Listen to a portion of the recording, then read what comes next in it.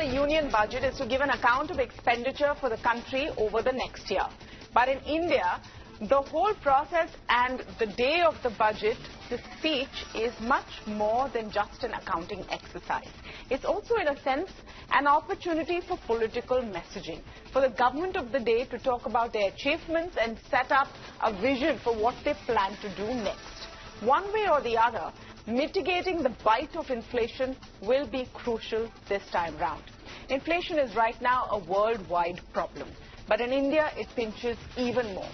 When the prices of cooking oil or pulses or milk go up, it results in families going without a meal in large parts of our country. For the consuming middle class, it means cutting out on a visit to the restaurant or the movie or the mall or buying less clothes, everything which impacts the economy. Now, how to ensure inflation won't dampen consumer impacts the economy? Now, how to ensure inflation won't dampen consumer sentiments will be a key challenge. We're talking about this on the show today, but let's begin with giving you a sense of what a big problem inflation has become, especially in the last 1 year. Have you ever calculated how much you end up spending every day as soon as you step out of home? Have you been noticing how your monthly budget is completely wrecked with rising costs?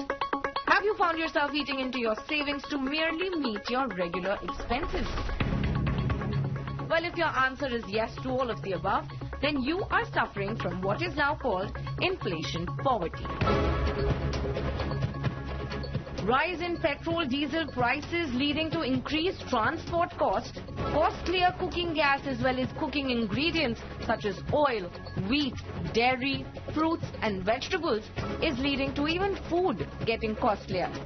Then of course some leisure activities, going for a movie, dinner, taking a flight, traveling. Oh, the pocket pinch is severe. Well, new year but old story. If one word was to define 2022 for the middle class Indians, it will be the M word, Mahangai. Well, rising prices for this often termed as aspirational class is the biggest pain point and hence is the cornerstone of Budget 2023 expectations. But just to put things into perspective, let's do some number crunching for you to see the rise in prices from Budget 2022 to Budget 2023. Well, statistically speaking, the key consumer inflation number has come down from the peak of over 7% to 5.72% in December, but this consumer price inflation number does not reflect all that the average middle class Indian spends on. Expenses like entertainment, dining out, transportation do not get fully factored in. Now, when you look at individual items, it is clear that we are spending much more than a year ago. For example, Mother Dairy toned milk cost rupees 49 per litre in March of 2022, but rose to rupees 53 per litre in December 2022. LPG cooking gas, well, a 14.2 kg Indian gas cylinder was for rupees 949.50 paise in the national capital in March of 2022, but increased to rupees 1003 by the end of the year. In January of 2022, petrol was at rupees 95.45 per litre in Delhi, which currently stands at rupees 96.76.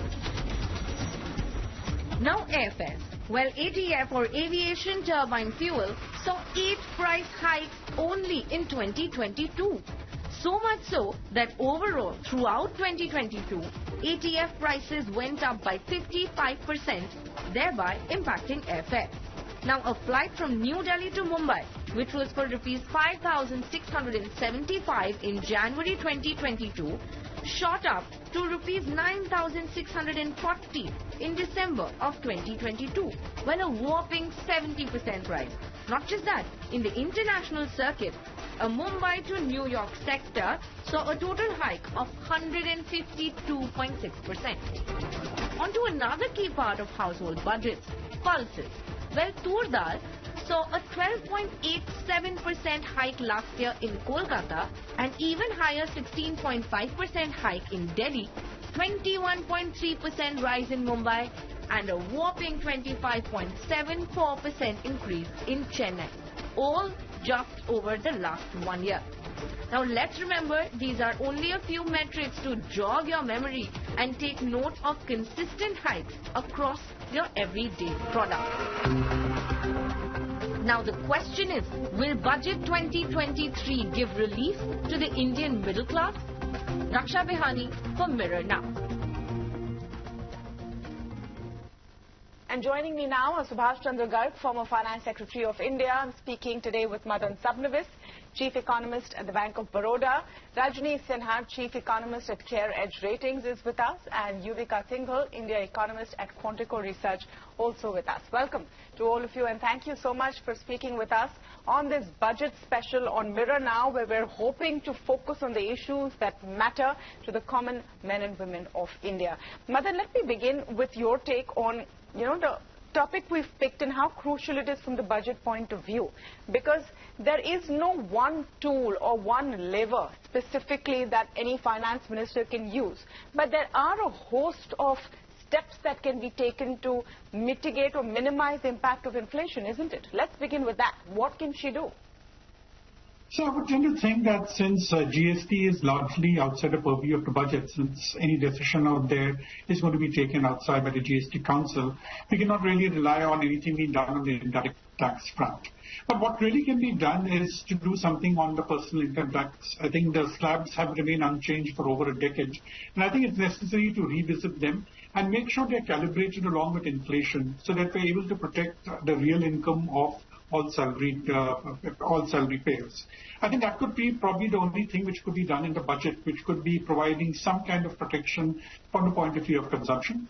I really don't think this can be very large in terms of helping to propel the economy, but it will be more a case of correcting something which is amiss as far as consumers are concerned. And since we know very well that consumption is going to feature off in the next financial year, because whatever pent-up demand was there for both consumption of goods and services has probably plateaued and will probably come down, there will definitely be some advantage, both from the point of view of individuals as well as the government, in terms of possible tax collection on the GST on its additional income which could possibly be spent. Of course, there's no guarantee everything that is saved is going to be spent. We've also seen savings taking a hit in the current financial year.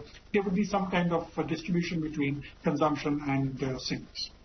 The other aspect, and Mr. Subhash Chandra Garg, it will be very interesting to know the kind of process that goes into budget making and whether inflation is a focus. Forget about minimizing inflation. The concern seriously is that if once again import duties or custom duties are increased on a host of items, it will increase the expense of these items. They might not be in the category of essential like food you eat, but it will definitely increase the cost of those who consume them, isn't it? Is the question of inflation there in the back of the mind when the budget is being formed at all? See, macroeconomic stability is the biggest public good, and that is the government's responsibility. And budget is a big tool to sort of affect and the effect, bring right kind of effects in the inflation dynamics in the context of macroeconomic stability. So I would always believe that the government has enormous role to play in the inflation management of the country. In India especially, the government has presence in not only managing the macroeconomic stability as such as a policy and taking counter-cyclical as well as the ameliorative measures, but also a participant in the inflation dynamics. Government produces lots of goods and services through their public sector enterprises, government enterprises, let us say transportation in the state, the buses, also the steels and many other kind of things. So, and then you distribute food, big programs are taken. So there is a very large role which the government has played. To play. Now to come to your question about the import related kind of thing and tariffs. So that also is one of the important facet, because if you raise the import duties, there would be an impact on the inflation. It's more pronounced if the import prices on their own are rising even otherwise. For example, when the crude went to 110, 120 or more, the impact on the fuel prices would be much more if you raise the tariffs. Likewise, if you are in a shorter supply situation, for example, wheat or rice for that matter, and you allow the export as well as put more export, less and less export duties on that, the chances of inflation of getting worsening is there. So there is a big role there. Now, whether the government will increase duties on some of the items which in the budget, that is not related to my mind to the inflation management. It's more towards the protection of the economy. That's true, sir. But you know, it does fuel into. I'm looking at it from the point of view of our viewers right now, who are dealing with inflation. And you know, when we break down on budget day, before budget day, what all of these announcements actually mean to us. So, for example, if the finance minister last year increases duties on imported umbrellas, the decision is perhaps to encourage the manufacture of umbrellas in India. No, that's correct. So there is no price impact. But for the person who has been buying umbrellas of a certain quality and want specific kind of easily available umbrella, I'm just taking this as an example because this actually happened last year, the price of that umbrella is going to go up, which is adding to the burden of a pocket. See, theoretically, yes. But then we need to remember that umbrellas constitute very small amount of consumption. It doesn't matter too much for if you do it for the food. For example, if you raise the export duties on wheat to discourage the consumption, that's much more likely to effect. Or if you put more duties on the import of oil or these kind of products, then that is a much direct impact on the consumers, unlike the umbrella. So the umbrella was purely for encouraging this misguided policy of encouraging domestic production. No, so I took the example of umbrellas. I'm going to get Rajani Sinha into this conversation. This happens on a host of items, right? Your imported screens which you use for your mobile phones, LED screens, electronic equipment. A lot of this stuff is imported into India, though PLI has pushed you know, at least the final product manufacturing in terms of numbers. A lot of the components are still imported. You add duties or you increase duties on that, your smartphone that you're going to buy or any electronic equipment you're going to buy does become more expensive. So there is a link on what happens in the budget and how much more you're going to spend, isn't it, Ms. Sinha? Yeah, definitely, Tamanna, there would be some impact of that. But firstly, I would like to highlight that I feel in this budget, the focus of the government would be on how to move towards fiscal consolidation and at the same time ensure inclusive growth. So because it's a challenging task in itself, because we are all aware we are expecting nominal GDP growth to slow down, and in such a situation, even while ensuring growth, how will government be able to reduce the fiscal deficit? That's going to be the focus of the government. As far as inflation is concerned, I think a lot of steps, if you see during the year, government did take in FY23 as required, you know, in terms of cutting import duty on some items, excise duty on some items, export ban or export duty. So as required, a lot of steps were taken during the year. And I feel that going forward, if it is required, government will do it during the year and not necessarily in the budget, because I feel that inflation slowly is going to moderate. Because, you know, if we are talking about global slowdown, global commodity prices are going to go down, have been moderating. Even though, you know, a lot of the pent-up demand that we saw in the domestic economy, that is also going to slow down a little bit next year. So in that sense, the pressure on inflation will reduce. But having said that, core inflation is very sticky and it has been found to be always very difficult to reverse core inflation. Hence, to that extent, the government would be conscious of that and see to it that they do not announce anything that is further inflationary for the economy. So I think that's the kind of focus government will have on inflation. Right. You know, the other I part don't of think it, anything. the other part of it also is how do you push consumption, very crucial for, you know, a consumer-led economy like ours. Rajani Sinha, the point being made about tax, direct tax incentives, which Madan Sabnavis spoke about it, completely crucial right now. There's a lot of buzz that the new tax regime will be tweaked a bit and maybe some, you know, deductions added to it, maybe the rates sweetened. One doesn't really know what the formula is. But do you think that that's very important right now? So, Taman, the interesting thing is that the government did not do it even after the pandemic. So even after the pandemic year, when we were coming out of the crisis, government did not use such direct means to perk up the economy. Right. The government had, in fact, used the strategy of using a lot of indirect means of pushing up investment in the economy, capex in the economy, and indirectly supporting consumption. So I think given the fiscal limitations that the government will have this year, I think they will stick to that route. But having said that, yes, I completely agree with you that India is a consumption-led economy, and especially now what we are seeing is that we have seen in the last 2 years that the lower strata of the economy has been impacted more by this pandemic and more by the inflation that we have had in the last 1 year, and hence it would be good if they get some kind of support from this budget. All right. Yuvika Singhal, you know, your take on the inflation issue and how and whether it should feature as a broader question in the budget. What would you expect from this perspective?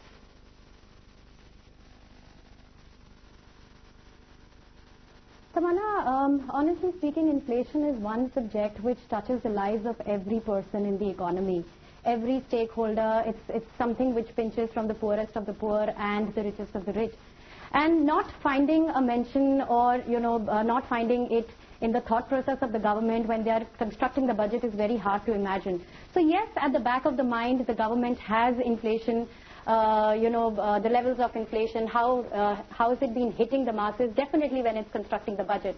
Now, how can we assuage the impact of inflation while obviously there is scope for the government to dole out measures outside the budget? But since we are focused on the budget, I think one key measure that the government can take is to reduce the excise duty on fuel products.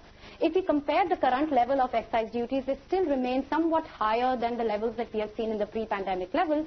And any kind of reduction or reprieve on fuel prices has a mass impact on everybody. And not to forget, it's not just inflation assuaging in its direct impact, but it also has second-order impacts since it tends to lower the cost of transportation and logistics.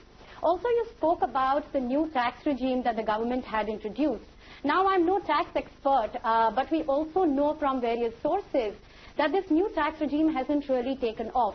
Now, it's time that the government, instead of wanting to look at exemptions and they want to steer away from the older regime to a newer regime, and they need to sweeten that regime so that what essentially happens as a consumer, I get a better deal such that my taxable income is reduced in a manner that is indirectly again a hedge against inflation. So I think these two factors will probably somewhere weigh more materially on the government, and more so the new tax regime, how to make it so sweet a deal that the consumers actually opt for it, and that also plays as a role to hedge against inflation. You know, the other question, of course, taxation will have to be tweaked to give any kind of real benefit to the average Indian. I also want to get your sense on the PLI scheme. Yuvika Singhal, again, this question for you. Because the PLI scheme has been much touted as our answer, our reprieve to what to do for the economy after the pandemic. While other economies gave out quote-unquote doles, they gave money, literally money to people to spend, we said we're going to set up this PLI scheme, play the long game, you know, encourage manufacturing, will improve jobs, will make things in India which will be cheaper. Do you see the government or this budget doubling down on that?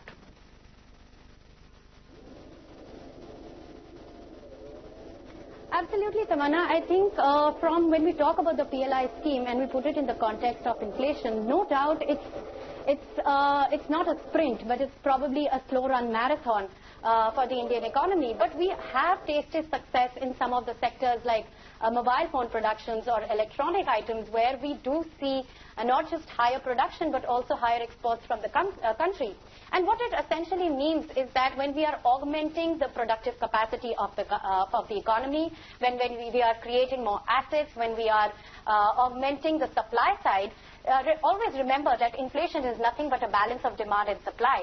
And any time we push outward the aggregate supply curve, that is when we are augmenting the supply in the economy, there's bound to be a downward pressure on prices.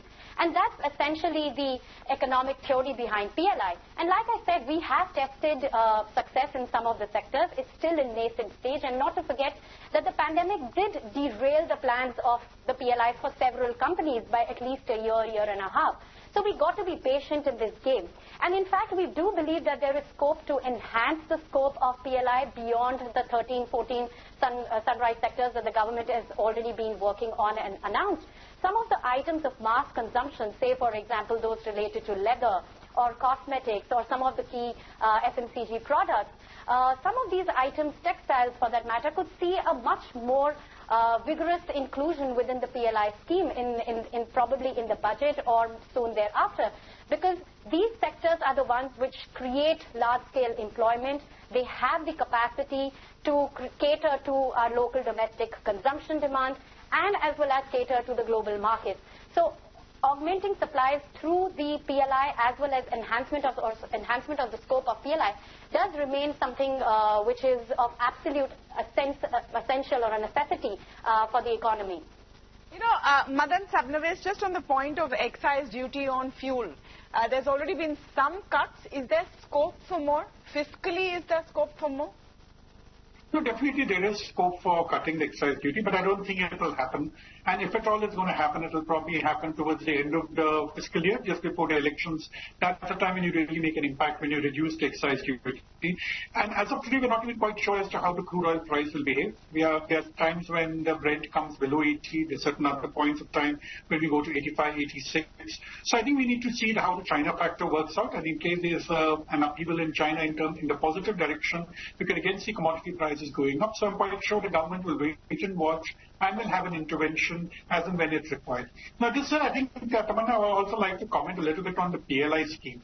I think while PLI is very good, maybe it should be introduced by SMEs, but I think we're going back to the days of the 70s where we were subsidizing industry or protecting industry. So I don't think ideologically it's something which should be persevered with, because we can't have industries growing on the back of money being given by the government. You should be able to stand on your own. We're talking of free markets all the time. We're talking of less government intervention. So today it's an ironic situation where the same industries are saying that, look, we want government support.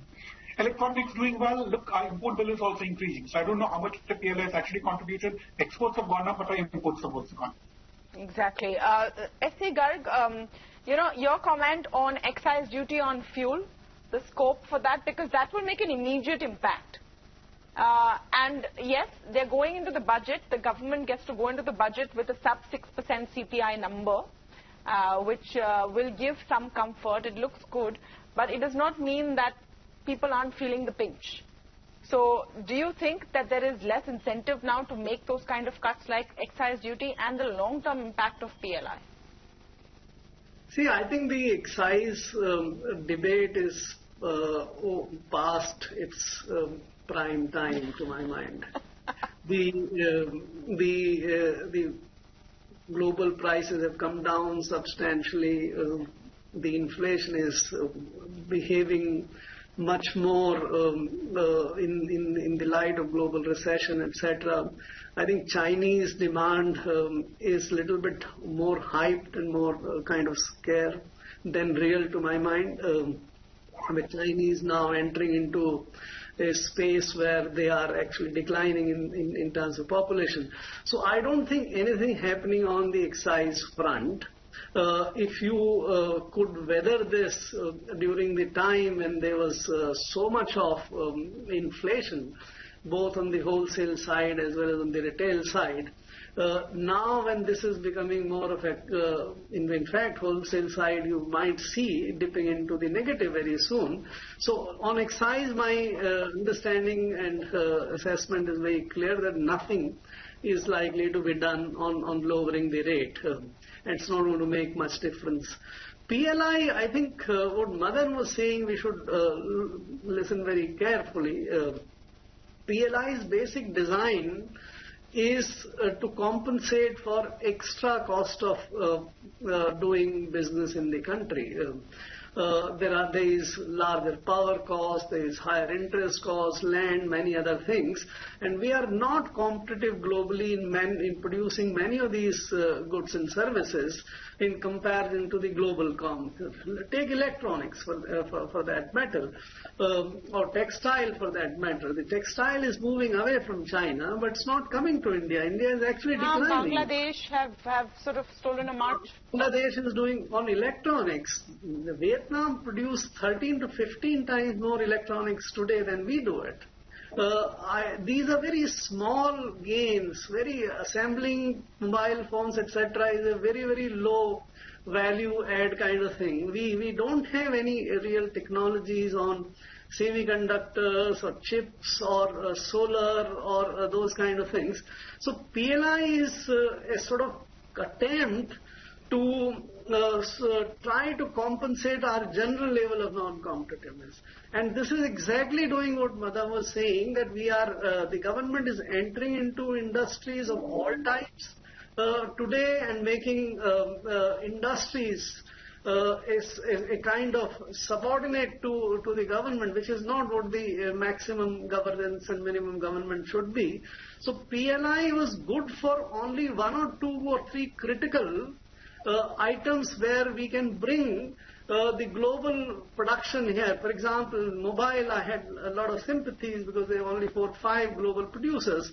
And if you can get them here, then that might be working. But as a general, if you extend it to everyone, air conditioners, textile, SMEs, etc., it's only going to be a waste, and it's going to expand the state's footprint everywhere in the industry. So I think we should be careful.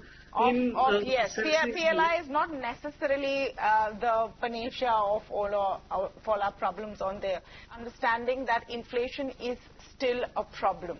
That CPI figure is not necessarily giving you a sense of what the ordinary Indian spends on anymore. And if you club that with the GST burden, it definitely makes sense to give some kind of relief to the average Indian. Thank you so much to all of you for joining us today.